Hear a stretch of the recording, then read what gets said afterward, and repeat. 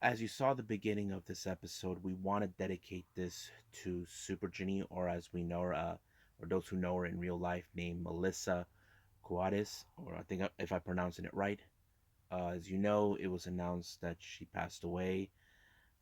It was kind of shocking to me because if you guys have been following what's been going on with her, those who are fans or those who know her husband, Sabu, ECW legend, recently, the last thing we'd been known about her, she had her leg amputated due to a blood clot that was causing her for whatever medical condition that's been going on. And of course, there was a GoFundMe set up to help her pay for her medical expenses. But there haven't been any revealment about the cause of death. But for now, I say our our thoughts and prayers go out to her husband Sabu, and the rest of their friends and family. If you guys know this or not, one of my previous interviews that I had in the early stages of this channel, Dirty Ron McDonald actually knows Sabu. He actually appeared on his podcast. He even announced him at one of the GCW events. But for now, let's say rest in peace, Super Genie. You will be missed, but never forgotten.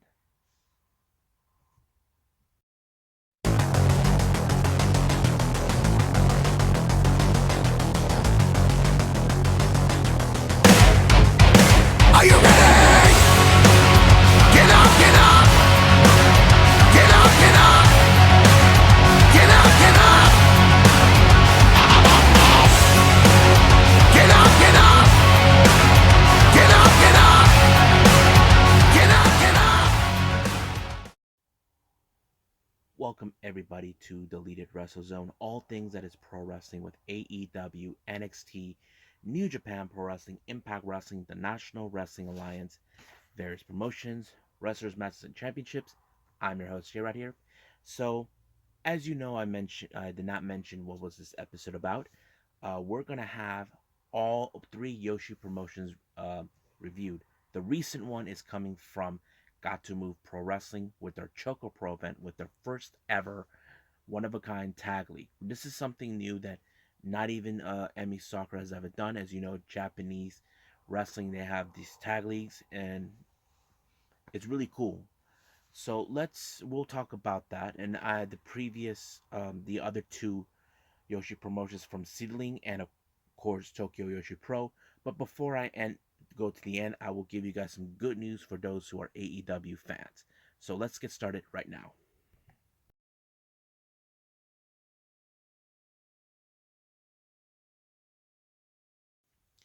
Okay, so right now we're entering in day one of Got to Move's ChocoPro event. They just started with their one of a kind tag league. That's the name of the tag league name. One of a kind or Oak Tag League. Or hashtag it however you want. Now they did an announcement. There are 8 teams involved, each of them involved in blocks. Now, if you guys don't know how this works, it's simple. Tag League is based on, of course, um, how do I say, point based system. It's not elimination.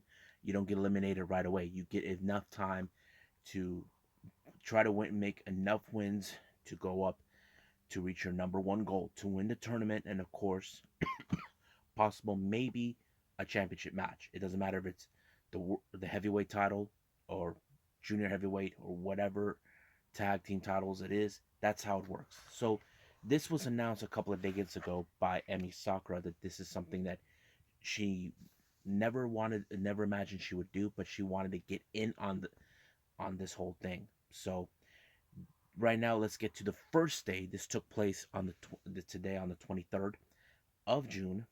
Um, it started out with from the Block B area. We have the egg tarts consisting of Choi Koishikawa, no Koishikawa, and along with her partner Hagine Shinoi taking on Chango and Psycho. Now this is not the first time these two teams have come across each other. They have bumped in before. Chango and Psycho are nuts. You know, that's how they play.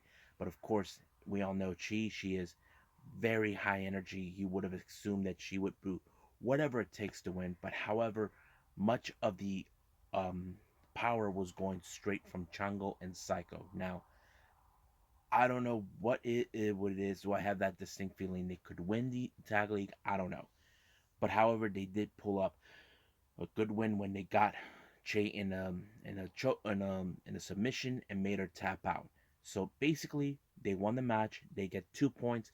Egg tarts 0. Now let's get to the second match. This is part of the A block. We have Tropi Kaiwala, consistent of Yuna Mizumori and of course Saki, taking on the current tag team champions of the Asian Dream Tag titles, the Best Bros, consistent of Mei Shiruga and of course Balianaki. As you guys know, I'm a big fan of the Best Bros in Got to Move. They're one of the best I've enjoyed. They're very entertaining. I enjoyed it, but this match was so high intensity because these two teams are determined to win. I was like waiting for someone to take advantage to take a win for their team, but frankly, it did not go exactly like I hoped for. It just ended with, of course, with a time limit draw. So basically, some of you saying, wait a minute, you said this is point based system, Jera. How does it work? Simple. Time limit draw, each team, or if it's to each team will get 1 point each. However, they're not eliminated. Now they do a calculation who will be able to pass over or not. However, more the of these tag league events will take place more this coming weekend, I believe, and it's going to be a very interesting. There's still more tag league coming up, so I will follow more on this, and hopefully you guys will enjoy it. So if you guys want to see this tag league known as One of a Kind, you can go on their YouTube channel. Just go type Gatoh Move Pro Wrestling, and you'll see it right there. So you won't miss an episode. So right now, let's move on with SEAdLINNG.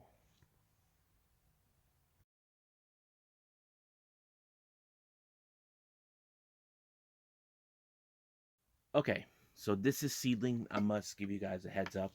Um, as you know, I've been using Watch Pro Wrestling to watch SEAdLINNG. This will be the last one for who knows well, quite a while because I don't know if there'll be more that will be uploaded on this link, but I'll make the best of it and see if there's anything new that I will catch up down the line. Now, this next event by SEAdLINNG is called Arisa Nakajima 15 Spring. This took place back in April 2nd of this year. Now, the reason this event is as important is for one of their wrestlers named Nakajima. So basically, she comes out with her friends, Nanane Takahashi, and I forgot who's her partner, the third member of their group. They did like one of those Q&As with the ring announcer, all that stuff. But they had to answer as much as possible before the start of the first match, which was Reiko Kaiju taking on Yuna Nanaze, who is very popular and legend and a very more recognizable in the Yoshi wrestling scene. It was a good match. I did see much of it where it seems like Yuna was able to pull up much of the control, and Kaiju would do anything when possible to counter. But however, Yuna has the more experience than her and allowed her to win the match. The next match is a very interesting one. This one is called the High Speed Battle Royal match. How if you guys trying to ask me what if you guys who are new to this channel or those who are still following, you probably say, "What the hell is high speed?" Like I said, this is kind of like similar to cruiserweights, but except you have to use fast-paced speed. That's what they call it. That's why they don't call it a cruiserweight. All the Yoshi promotions, they call it high speed when you have these type. If you guys want an example, look at Stardom with Azumi and Natsupoi and Starlight Kid. Those three are three of the current high speed top wrestlers in Stardom. So that is something. Even Shana herself won that title before. Now, this is a very unique match. They all come out in pink. And here are the participants who appeared on this particular battle royal. Izuki Aoki, Tsukushi Aruka, Tsukasa Fujimoto, uh, Chikayo Nagashima. For the record, she wasn't even dressed in pink. She was the kind of girl who would just flip you off and doesn't give an F. And of course, we have Yame Sazamura and Arisa Nakajima. And of course, Natsuko Taiyo, who is the current ref, she all dressed in pink. And I thought it was a pretty good show. But I think what the best part is, they tried to take out Nagashima because A, she's a bit of old school. She doesn't give a damn. She'll flip you off. And B, she wasn't wearing pink. So they all ganged up on her. So as soon as they got rid of her, they all went back. But the match was pretty good. I have to say, is one of the most entertaining match I have ever witnessed. Excuse me. But I was surprised that it was in fact Atsuki um, Aoki who won when she pinned Arisa Nakajima. And this was supposed to be her event, but, well, nobody's perfect. Next match, we had four individual women who came out to be part in the tag team. We have Honori Hana, Asuka, Rina Yamashita, and Nanane Takahashi. Now, however, they all drew from the same flower. Whatever team you're in, you're in. So Honori Hana teamed up with Rina uh, Yamashita. As for Asuka, she had to team up with the one person she does not like, which is Nanane Takahashi, and it was a good match. Much of the control was going straight to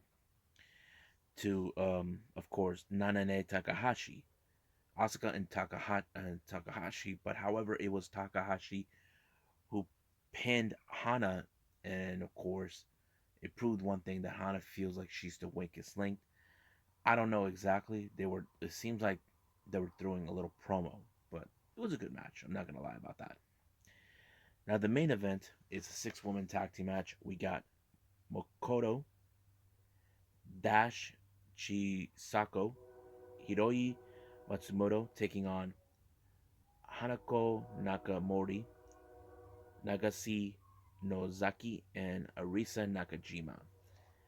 This was also a very good match because those who are fans know who Dash and Natsumoto is. They're two freelancers who've been in various promotions. However, the match was very high intense because that's how it rolls. But however, it was Dash who picked up the victory for her team. It was a very impressive one. I say this is one of my favorite shows to watch from SEAdLINNNG. I can't wait to see if there are any more, but I'll keep you guys apprised if there are any more that will be uploaded.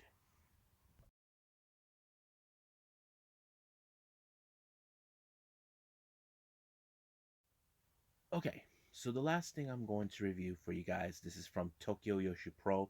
This took place also back in April on the 10th for the Spring Tour 2020, the Bullet.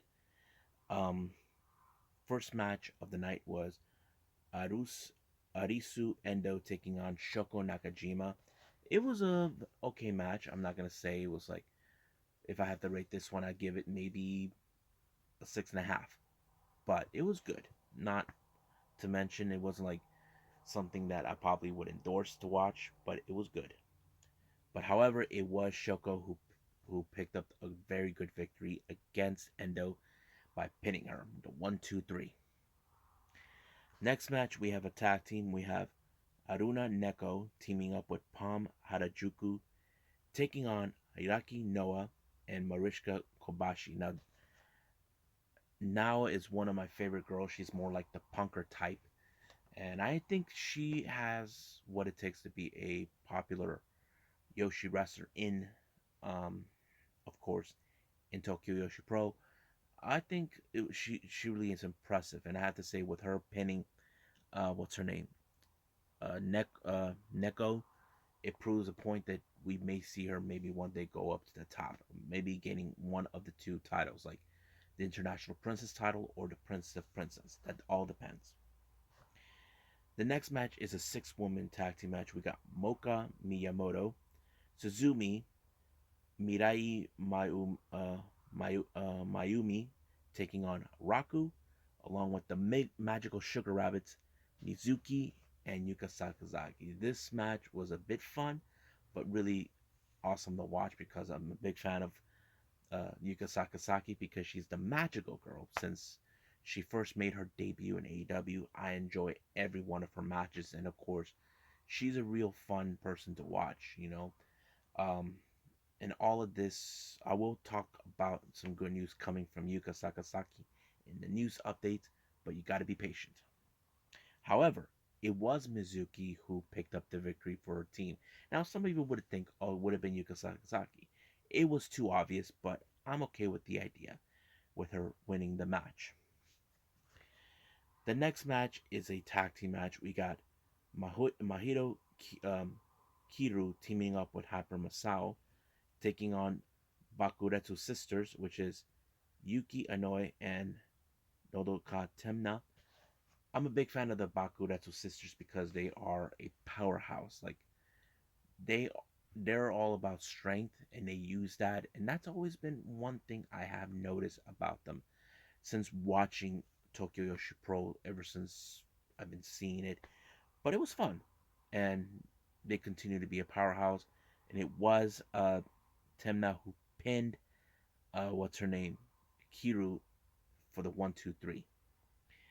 Now let's get to the main event, which was of course a 6-woman tag team match. We got Nao Kakuda teaming with Akuchumu, consistent of Miyu Watanabe, Rika Tatsumi taking on Yuki Kamifuku, who is the current international princess champion.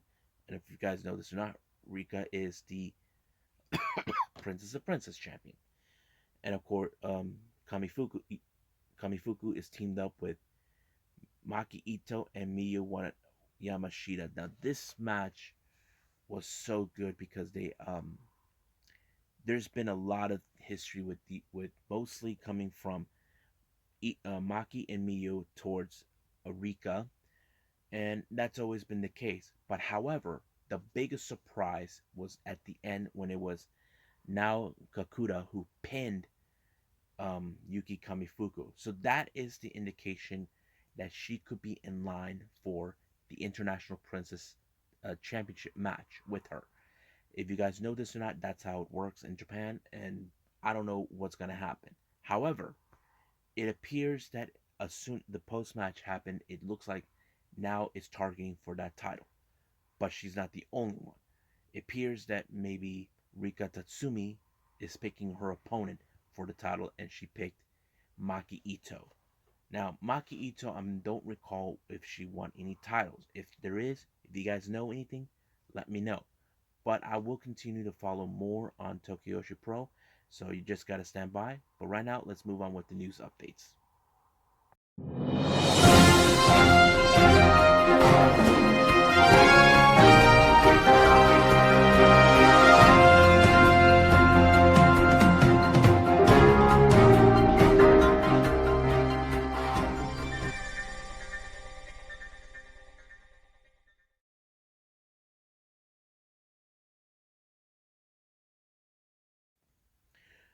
Alright, so good news for all you AEW fans.